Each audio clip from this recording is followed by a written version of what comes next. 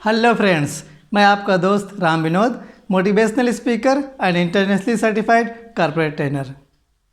Yes friends, आज हम सीखने वाले हैं kaizen from starting to end. तो आइए फ्रेंड्स, मैं आपको ले चलता हूं काइजन की पीपीटी पर। Kaizen continuous improvement change for better.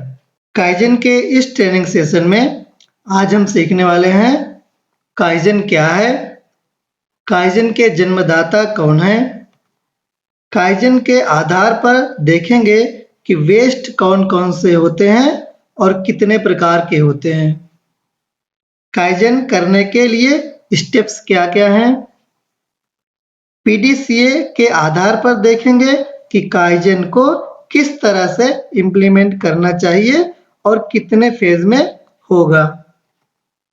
Kaizen के गोल्डन रूल क्या हैं, काइजन करने के लिए कौन कौन से एरियाज हैं और उनकी पहचान कैसे करें, काइजन से क्या लाभ है, काइजन के कुछ एग्जाम्पल्स देखेंगे और देखेंगे कि फॉर्मेट जिसमें हम काइजन की एक्टिविटीज को रिकॉर्ड करके रखेंगे। और अंत में इस पूरे ट्रेनिंग सेशन का क्या निष्कर्ष निकलता है वो भी समझेंगे। काइजन क्या है? काइजन एक जापानी शब्द है जो दो शब्दों से मिलकर बना है, काई और जेन। काई का मतलब होता है चेंज और जेन का मतलब होता है गुड, यानी चेंज फॉर गुड। अब हम काइजन का डेफिनेशन समझते हैं। काइजन एक ऐसा मेथड है जो किसी भी क्षेत्र में निरंतर सुधार लाने के लिए अपनाया जाता है। काइजन को अपनाकर कोई भी ऑर्गेनाइजेशन या संगठन अपनी प्रोडक्टिविटी, प्रोसेस और क्वालिटी में सुधार ला सकता है। इसके द्वारा ऑर्गेनाइजेशन में होने वाले जो कई तरह के वेस्ट निकलते हैं उनको कम कर सकते हैं। अननेसेसरी वर्क जो कि ऑर्गेनाइजेशन को वैल्यू नहीं ऐड करते हैं उन्हें एलिमिनेट करता है। काइजन कभी समाप्त ना होने वाला प्रोसेस है, यह निरंतर चलने वाला प्रक्रिया है। Kaizen needs consistency to achieve excellent. अगर इसे एक बार लागू करने के बाद छोड़ दिया गया, कंटिन्यू नहीं किया गया तो इससे कोई लाभ नहीं होने वाला। काइजन किसी एक एक्सपर्ट का काम नहीं है, इसमें सभी की बराबर भागीदारी चाहिए। सीनियर स्टाफ से लेकर सुपरवाइजर, ऑपरेटर, हेल्पर सभी का पार्टिसिपेशन आवश्यक है, तभी काइजन द्वारा निरंतर सुधार लाया जा सकता है। काइजन के जन्मदाता हैं मसाकी इमाई। मसाकी इमाई फाउंडर हैं कैम्ब्रिज कॉरपोरेशन के, जो एक international management consulting and executive recruiting firm है।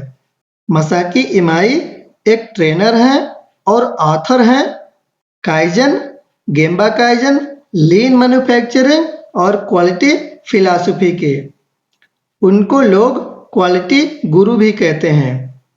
एक ऑर्गेनाइजेशन में कितने तरह के वेस्ट होते हैं और उन्हें कैसे पहचानें। ओवर प्रोडक्शन, आवश्यकता से अधिक प्रोडक्ट बनाकर जमा करना एक प्रकार का वेस्ट है और कुछ नहीं। इसके कई प्रकार के नुकसान होते हैं। ओवर प्रोसेसिंग, किसी भी प्रक्रिया को एक बार से अधिक करना एक वेस्ट है, जैसे बार बार इंस्पेक्शन करना इत्यादि। डिफेक्ट्स, जॉब की क्लैरिटी ना होना, अनावश्यक डिसीजन में बदलाव इत्यादि की वजह से डिफेक्टिव प्रोडक्शन हो सकता है, जो कि एक प्रकार का वेस्ट है। Unnecessary movement of paper work, files, people इत्यादि भी एक प्रकार का वेस्ट होता है। वेटिंग टाइम, यदि किसी भी कारण से मशीन, मैन पावर आइडिल खड़ा है तो वह वेटिंग टाइम कहलाता है और एक प्रकार का वेस्ट माना जाता है। एक्सेस इन्वेंट्री, आवश्यकता से अधिक इन्वेंट्री भी एक प्रकार का वेस्ट होता है। वो इन्वेंट्री किसी भी प्रकार की हो सकती है, चाहे वो रॉ मटेरियल इन्वेंट्री हो, फिनिश गुड्स की इन्वेंट्री हो, WIP हो या फिर कंज्यूमेबल आइटम्स हो। ट्रांसपोर्टेशन, अननेसेसरी ट्रांसपोर्टेशन को भी एक प्रकार के वेस्ट की कैटेगरी में काउंट किया जाता है, क्योंकि इस प्रकार का मूवमेंट कंपनी को वैल्यू नहीं ऐड करते, बल्कि इससे कंपनी की कॉस्ट बढ़ती है, समय का नुकसान होता है और वैल्यूएबल रिसोर्सेज को ब्लॉक करके रखता है। स्टेप्स ऑफ काइजन, काइजन को करने के लिए शुरुआत कहां से करें और कैसे करें। Selection of kaizen to be done, ये संभव है कि आपने अपनी टीम के साथ मिलकर कई सारे प्रॉब्लम्स को काइजन करने के लिए आइडेंटिफाई कर लिया हो। अब हम सारे प्रॉब्लम का एक साथ काइजन नहीं कर सकते, तो इसकी प्रायोरिटी लिस्ट बनाएंगे। वो कहते हैं ना कि if you have so many priorities it means you don't have any priority. List बनाने के बाद हम प्रायोरिटी लिस्ट में से उस प्रॉब्लम का चुनाव करेंगे जिनके सॉल्व होने से हमें ज़्यादा वैल्यू और बेनिफिट होता है, और उस पर काइजन करेंगे। और इस प्रकार प्रायोरिटी वाइज हम सभी प्रॉब्लम्स पर काइजन करके कंपनी को मैक्सिमम वैल्यू ऐड कर पाएंगे। यहाँ पर ध्यान देने वाली बात यह है, यदि आप चुनाव उस प्रॉब्लम की कर रहे हो जो वैल्यू तो ज़्यादा ऐड करने वाला है परंतु थोड़ा डिफिकल्ट है, वजह कुछ भी हो सकती है, तो ऐसे केस में ये सारी चीजें एक लीडर होने के कारण आपको देखना पड़ेगा।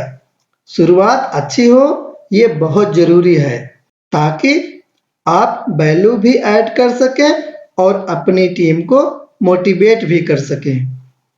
डिस्क्रिप्शन ऑफ सिचुएशन, जिस भी प्रॉब्लम पर आप काइजन करने जा रहे हैं उसकी प्रेजेंट स्थिति क्या है, उससे कंपनी को किस प्रकार से नुकसान हो रहा है और उससे क्या बेनिफिट हो सकता है, क्लियरली लिखें और अपनी टीम के साथ डिस्कस करें। Description of reasons for kaizen, आप इस प्रॉब्लम पर काइजन क्यों करना चाहते हैं इसके सभी कारणों को भी आप डिस्क्राइब करें। Selection of right counter measures, इस स्टेज पर उस काउंटर मेजर यानी उपाय का चुनाव करते हैं जो कि प्रॉब्लम को सॉल्व करने वाली है। बस ध्यान में रखें कि उपाय कॉस्ट इफेक्टिव हो और रिजल्ट ओरिएंटेड हो। इम्प्लीमेंटेशन ऑफ काउंटर मेजर्स, अब उस काउंटर मेजर को अप्लाई यानी लागू करें जिसका सिलेक्शन किया गया है।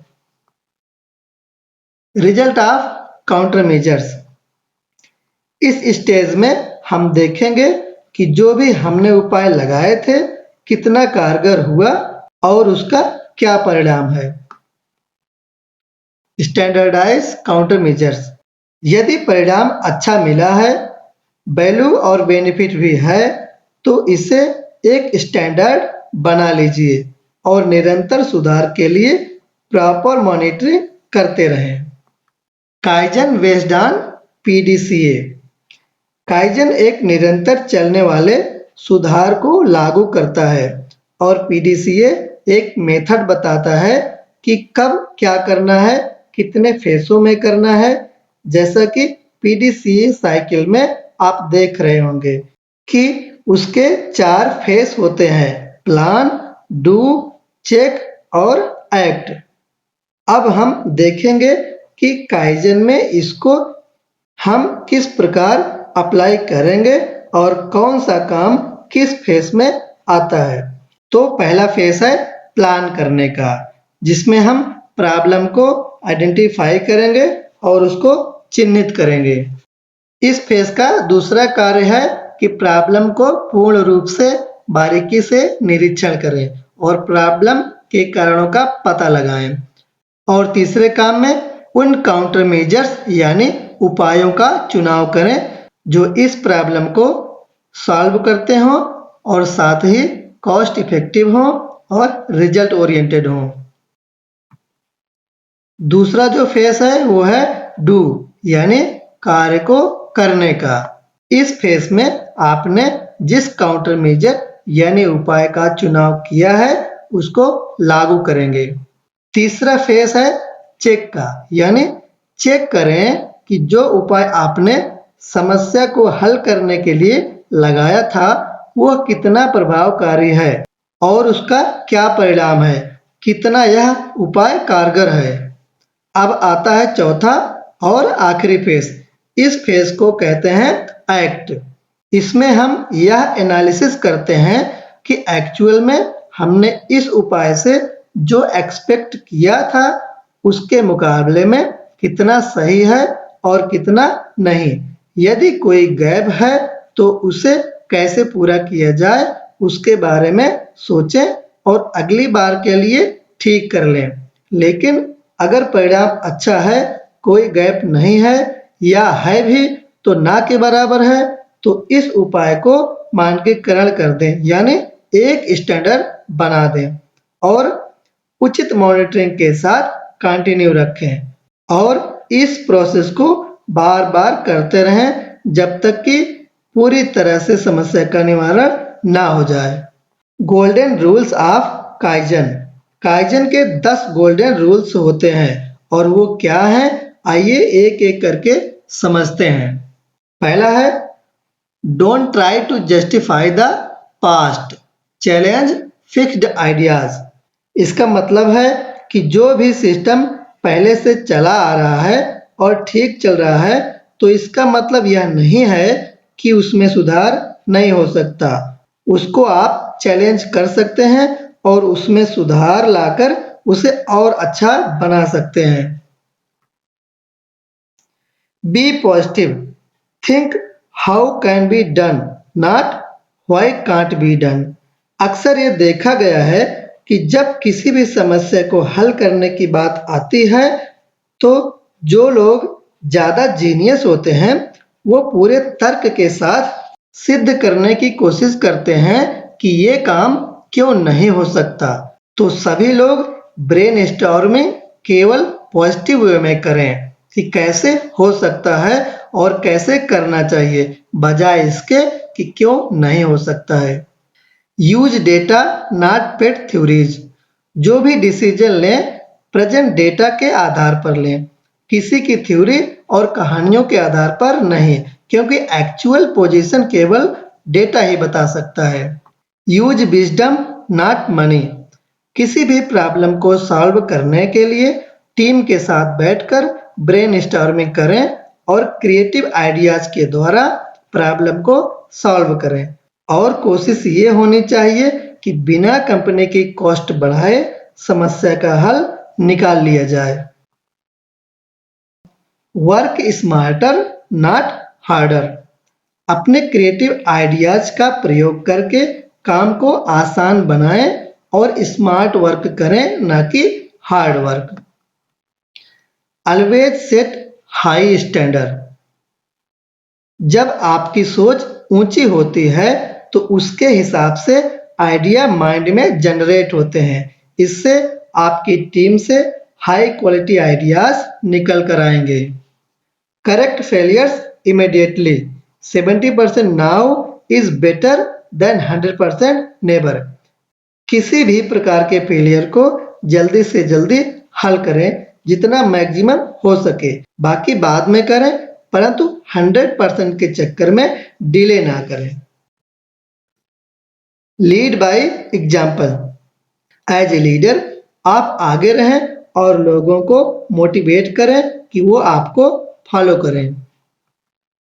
ए team is better than one expert. कोशिश करें कि टीम में काम करें। प्रत्येक डिपार्टमेंट में छोटी छोटी टीम बनाएं और उनको गाइड करें, इससे परिणाम अच्छे आएंगे। Identify the root cause. Problem क्यों है, उसका क्या कारण है, इसका पता लगाएं और प्रॉब्लम को आसानी से हल करें, अंधेरे में तीर ना चलाएं। Identification of areas for kaizen.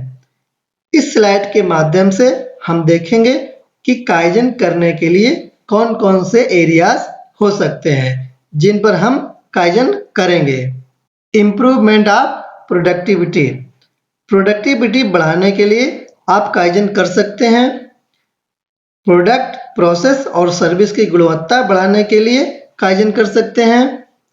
System को इम्प्रूवमेंट करने के लिए, मैन पावर की फटीग को एलिमिनेट करने के लिए, सेफ्टी में सुधार लाने के लिए, एक्सीडेंट या इंसिडेंट को कम करने के लिए,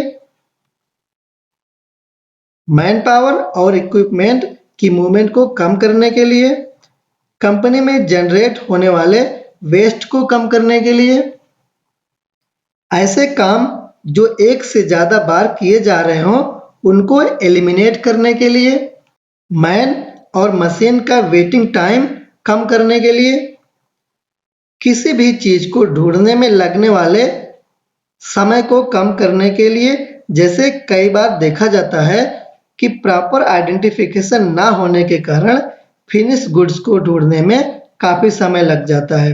काइजन करके उसे कम या पूरी तरह से हटाया जा सकता है। मटेरियल ट्रेसेबिलिटी में लगने वाले समय को काइजन के द्वारा कम किया जा सकता है। ऐसी एक्टिविटी जो वैल्यू ना ऐड करते हो उनको एलिमिनेट किया जा सकता है। एनर्जी बचाने के लिए, काम को आसान बनाने के लिए, पेपर वर्क को कम करने के लिए और 5S को इम्प्रूव करने के लिए इस प्रकार बहुत सारे एरियाज में काइजन कर सकते हैं। इसे हर जगह अप्लाई कर सकते हैं। Benefits of kaizen. काइजन के क्या लाभ हैं? काइजन करने से कंपनी या संगठन को क्या क्या लाभ होते हैं? काइजन करने से प्रोडक्टिविटी में सुधार आता है, प्रोडक्ट, प्रोसेस और क्वालिटी में सुधार आता है, कंपनी के प्रोडक्ट की कॉस्ट यानी लागत कम होती है, डिलीवरी यानी ऑन टाइम डिलीवरी में सुधार आता है, मैन मशीन मटेरियल की सुरक्षा में इंप्रूवमेंट आता है, कर्मचारी का मोरल इंप्रूव होता है और कार्य क्षेत्र के वातावरण में सुधार आता है। इस तरह से बहुत सारे लाभ होते हैं। कुछ टेंजिबल लाभ होते हैं और कुछ इनटेंजिबल। टेंजिबल लाभ वो लाभ होते हैं जिनको हम काउंट या कैलकुलेट कर सकते हैं और इनटेंजिबल लाभ वो होते हैं जिसे हम काउंट या कैलकुलेट नहीं कर सकते, जैसे एम्प्लॉय मोरल, मोटिवेशन इत्यादि। अब हम कुछ काइजन के एग्जांपल्स देख लेते हैं। जैसे आप इस स्लाइड में देख रहे होंगे कि एक कंपनी है ABC प्राइवेट लिमिटेड करके, जिसने काइजन किया हुआ है एक मशीन पर, जो मशीन रेगुलरली ब्रेकडाउन में रहा करती थी किसी कारण से, जो बिफोर वाले पिक्चर में आप देख रहे होंगे। दूसरी तरफ आफ्टर की जो पिक्चर है, उस पिक्चर में मेंटेनेंस डिपार्टमेंट ने उसमें कुछ सुधार कर दिया है जिसकी वजह से ब्रेकडाउन कम हो गया है और जो प्रोडक्शन का लॉस हो रहा था वो ठीक हो गया है। इस स्लाइड में आप देख रहे होंगे कि पहले जो रैक बनाया हुआ था ग्लास रखने के लिए वो बड़े साइज का था, जिसकी वजह से ट्रांसपोर्टेशन में प्रॉब्लम आती थी और कई बार ग्लास में स्क्रैच या ग्लास टूटने की शिकायत आती थी। दूसरी तरफ आप आफ्टर वाले पिक्चर में देख रहे हैं रैक को छोटा कर दिया गया है। इससे जो ट्रांसपोर्टेशन में प्रॉब्लम आती थी वो दूर हो गई है। अब ना ग्लास में स्क्रैच आते हैं और ना ही ग्लास टूटने का कोई रिस्क है। इसी तरह से तीसरे एग्जांपल में हम देख रहे हैं कि जो बिफोर वाली पिक्चर है उसमें मशीन के कुछ पार्ट्स हैं जो ओपन थे, जिसकी वजह से कुछ इश्यूज आ रहे थे, और दूसरी पिक्चर में हम देख रहे हैं कि वो इश्यूज को सॉल्व कर दिया गया है। इश्यूज छोटे भी हो सकते हैं और बड़े हो सकते हैं, बट इश्यूज होते हैं और वो किसी न किसी तरह से नुकसान पहुंचाते हैं। उनको सॉल्व करना ही काइजन है। इस स्लाइड में हम देख रहे हैं कि एक फॉर्मेट दिया गया है। जैसे टॉप में लेफ्ट साइड पर कंपनी का लोगो जहां लिखा है, आप वहां पे कंपनी का लोगो लगाएंगे। एबीसी प्राइवेट लिमिटेड के बदले में आप अपनी कंपनी का नाम डाल देंगे और नीचे जो प्रोजेक्ट नेम है उसमें जो भी प्रोजेक्ट जिस नाम से आपकी थीम होगी, जिस नाम से आपका प्रोजेक्ट होगा वो लिखेंगे। उसके बाद सबमिटेड बाय डिपार्टमेंट कौन सा है, इनिशियल डेट क्या है, इम्प्लीमेंटेशन डेट क्या है, इशू क्या आइडेंटिफाई हुआ था और इशू में क्या इंप्रूवमेंट किया गया। इस स्लाइड में बिफोर वाले पिक्चर की प्लेस पर बिफोर की पिक्चर लगाएंगे और आफ्टर वाले प्लेस पे आफ्टर की पिक्चर लगाएंगे ताकि ये कंपेयर किया जा सके कि पहले क्या प्रॉब्लम थी और अभी प्रॉब्लम सॉल्व होने से क्या सुधार हुआ है, क्या इंप्रूवमेंट हुआ है।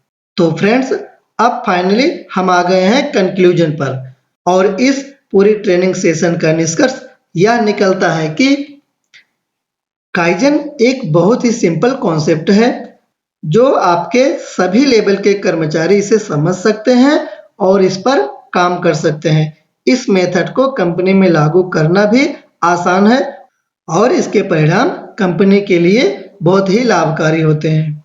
काइजन एक कभी ना खत्म होने वाला प्रोसेस है जो निरंतर चलता रहता है और सुधार करता रहता है। बस जरूरत इस बात की है कि इसमें सभी को इन्वॉल्व करें और कंसिस्टेंटली काम करते रहें। काइजन से हमें यह सीख मिलती है कि कोई भी चीज ऐसी नहीं है जिसमें सुधार की गुंजाइश ना हो। सभी चीजों में एक समय के बाद बदलाव करना आवश्यक हो जाता है। अगर कुछ अस्थायी है तो वो है चेंज यानी बदलाव। और अंत में एक फेमस कोट के साथ इस ट्रेनिंग सेशन का द एंड करते हैं। कोट है every day everybody and everywhere, यानी काइजन किसी एक विशेष समय, दिन या मौसम के लिए नहीं है। यह प्रत्येक दिन किया जाना चाहिए। इसको किसी एक व्यक्ति विशेष या एक्सपर्ट द्वारा नहीं किया जाना है बल्कि इसमें सभी का शामिल होना अनिवार्य है और यह कहीं भी किसी पर भी लागू किया जा सकता है। Thank you. मुझे उम्मीद है कि अब तक आपको काइजन की पूरी जानकारी हो गई होगी। फिर भी यदि कोई डाउट है तो वीडियो को दोबारा देखकर अपने डाउट को क्लियर कर लें। अगर आपको इस वीडियो से लर्निंग हुई है तो लाइक कर दें और शेयर कर दें अपने दोस्तों के साथ। और अगर आप मेरे चैनल पर नए हैं तो चैनल को सब्सक्राइब कर लें और बेल आइकन को ज़रूर दबा दें ताकि मेरे आने वाली सभी वीडियोज़ का नोटिफिकेशन आपको मिलता रहे। वीडियो को देखने के लिए, चैनल को सब्सक्राइब करने और अपने दोस्तों से करवाने के लिए आपका बहुत बहुत धन्यवाद।